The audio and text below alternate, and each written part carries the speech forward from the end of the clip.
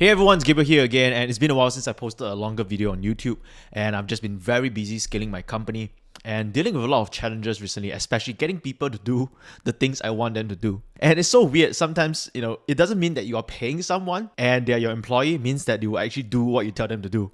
And so this has been my struggle, and I thought this could be a great inspiration for me to do this video. And today I want to share with you how you can get people to say yes to you and get what you want. So whether it's a promotion or whether you're trying to negotiate a better deal for yourself, or you're trying to get your employees to do the things you tell them to do. And trust me, even when you're paying them, they don't always do the things you tell them to do. So in my career, I've handled over teams of over 20 people all the way to 100 employees. I have trained and created active sales team of more than 500 people. And after dealing with people for so many years, I've learned 2 mistakes over the past few years that hopefully can help you to save a lot of time and money and learn how you can influence people better. So the first mistake is that you're not always going to get what you want by telling people what you want. I see this mistake all the time, especially for people who are trying to get something for themselves, which is nothing wrong. We all want to be better. We all want a better life. We all want more for ourselves. But it's the way we do it that doesn't get what we want. So here's an example.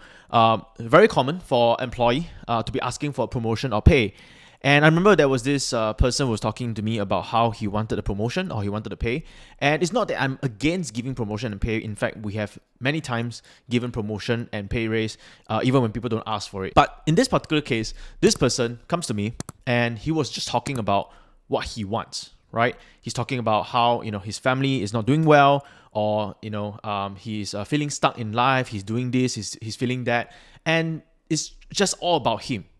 And not a single word about the value that he can bring to the company and how he thinks he can help the company make more profit, for example, and how, or maybe not even just more profit, but how he can take less time away from his supervisor and from me so that we have lesser stress, and therefore we're willing to pay him more because we can lower our stress level and spend lesser time worrying about certain things that he's doing. And so this is how most people try to get what they want, right? They go to someone and they tell them the things that they want, everything that concern themselves, except for the person that they are talking to. And here's another example, and I make this mistake myself as well. So running a company and hiring talents, I tend to have to get people to do things that I want them to do, right?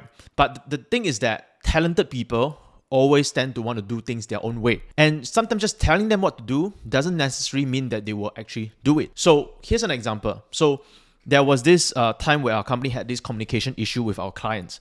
And this communication issue is always happening, right? Like every client that we take in, there will always be this one point of the project where the client get confused and the client would ask questions about this part of the process. And so when I realized that this is happening multiple times, I told the team, hey guys, why not get it solved, right? Let's just solve this right now so that the clients stop asking this question. And they told me that they will get it done, right? But a few months later, the same thing happens. The client will ask the same thing. A new client will ask the same thing again. And when I talked to them, we realized that it wasn't done. And that's because they have other priorities, right? They didn't put this as a priority. And so what I realized that just by telling them what to do, they're not going to do it. So eventually I learned that in order for me to get what I want, I need to first figure out what they want. In this example, what my team members want. And so I asked them this question, right? What do you want more for yourself? And this was one of our team members, and he actually told me that he wanted more time for himself. He wanted more time to work on other areas of the business rather than just always dealing with the customers, for example. And so I shared with him that by creating a system and an SOP right now, and to make that problem irrelevant, because this problem keep coming up because we don't have a system for it, right? We did not put it into a script or a template to inform the client before they ask this question. So this is a specific problem, but this is the same issue for anything that you're facing, right? There are a lot of times problems keep coming up because you don't have a system to eliminate this problem and make this problem irrelevant in the first place. And so I told him that if we don't fix this right now, if we don't prioritize the SOP and this system right now, this question is going to keep coming up. And when this question keep coming up, you're going to have less time for yourself to do all the things that you want to do, because you always have to answer the client this same question over and over again. And think about how much time have you wasted just by doing that. So by framing the conversation towards what he wants, that thing got done. Eventually, we came up with a system for it, and now we have a much better system in terms of communicating with our clients that gives us lesser issue and back and forth with our clients. So why am I sharing this with you? Because at the beginning, all I was telling him was what I want, right? Because I want the client to stop asking this question. I want to not hear about this anymore, right? And this is something that a lot of bosses will say, right? I want this done. I want this done. Listen to me. I don't want to hear about this ever again. I don't want to see this problem again. It's all about I want. But when I frame the entire issue towards what he wants, which in this example, he wants more time. And so I told him that if we don't solve the issue right now, it's going to take more time for you to solve the same issue over and over again. And eventually that stuff was solved. So this is when I learned that in order for me to get what I want, I need to get them what they want. So basically, when you help people get what they want and you getting what you want, you're basically creating a win-win situation.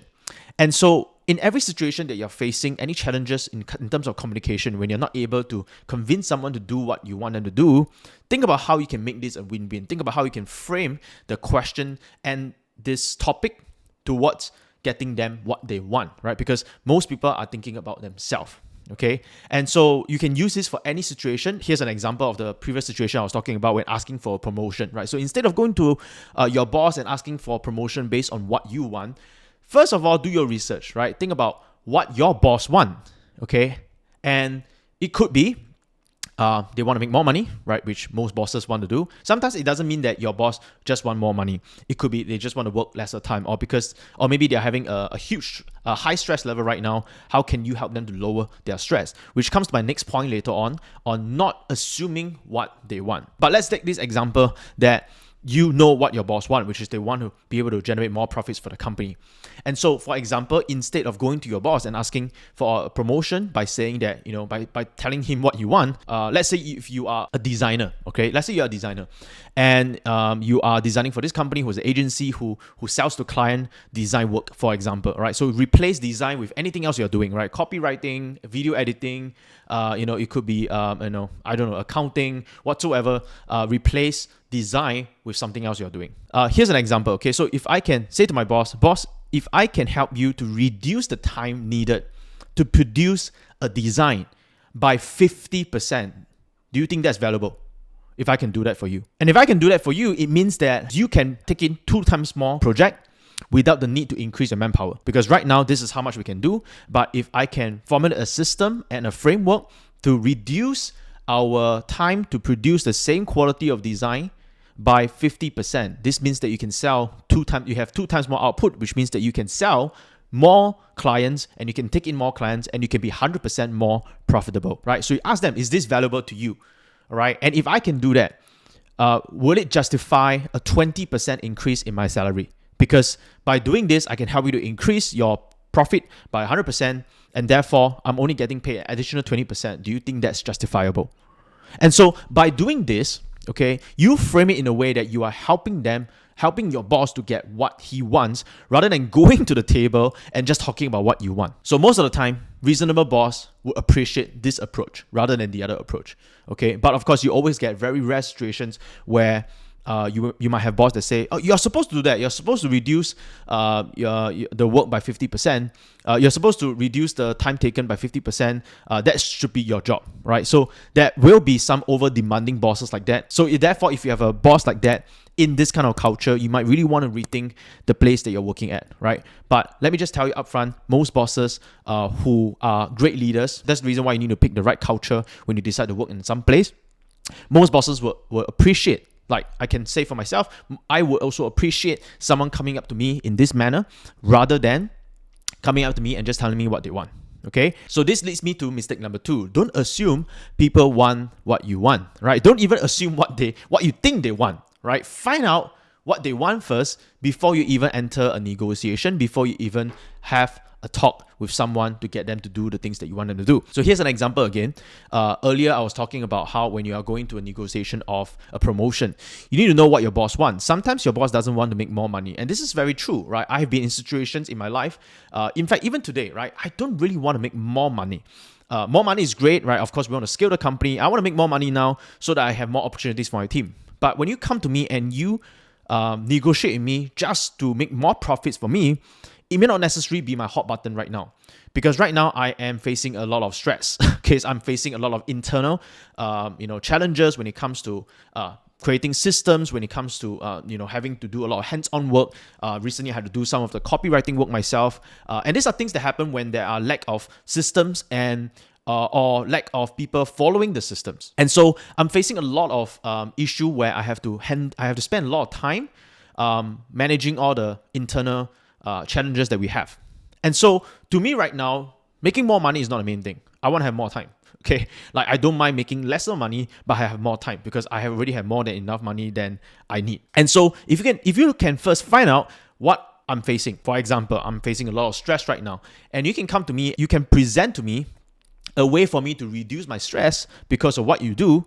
I'll be willing to pay you more.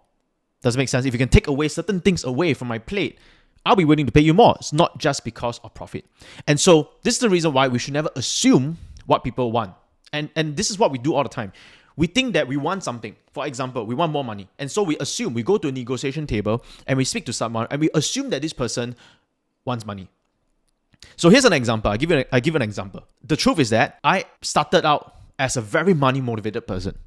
Today, I am more purpose focused, but because my nature is someone that is more money focused because I never had enough. And so to me, I always assumed that people want money. And so there was this time that we saw someone in the company that was doing pretty well, but did not have more responsibility. And we thought, in order to motivate this person, why not we give this person a promotion, right? Why not we give this person a promotion and we increase her pay? I thought that's what she wanted, okay? Because she could have done more, right? Because I saw quality in her, I saw potential in her, and I thought she could do more, right? And I thought I can motivate her by giving her a promotion and giving her a pay raise. Instead, she quit her job because I gave her a promotion. So those of you here who are money motivated, that will definitely blow your mind. You'll be puzzled why she did that. And eventually when we ask her more questions, we realize that she's looking more for purpose and meaning in her job, not just money.